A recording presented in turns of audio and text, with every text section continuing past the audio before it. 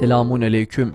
Bugün miladi 17 Kasım 2022 Perşembe, Hicri 1444 22 Rebiül Ahir. Günün ayeti: Ey iman edenler! Sabredin ve sabırda yarışın. Sınırlardan nöbetleşin. Allah'tan korkun. Umulur ki kurtulursunuz.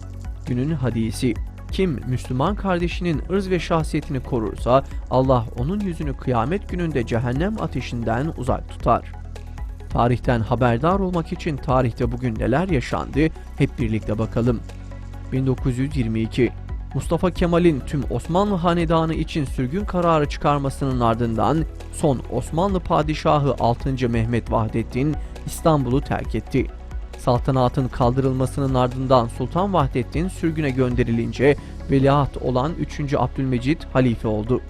1930 Tek parti diktatörlüğü görünümünden kurtulmak için göstermelik olarak kurulmuş olan 2. Parti Serbest Cumhuriyet Fırkası da Mustafa Kemal'in direktifiyle kendini feshetti.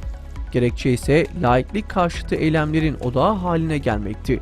Bu argüman o kadar kuvvetliydi ki neredeyse bir asır kullanılacaktı.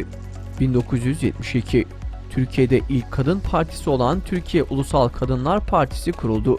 Feminizmi Türkiye'de yaygınlaştırmak amacı güden parti, bu yöndeki tüm girişimler gibi taban bulamadı ve seçimlere girme standartlarını dahi yakalayamadı. 12 Eylül darbesinin ardından diğer tüm partiler gibi kapatıldı.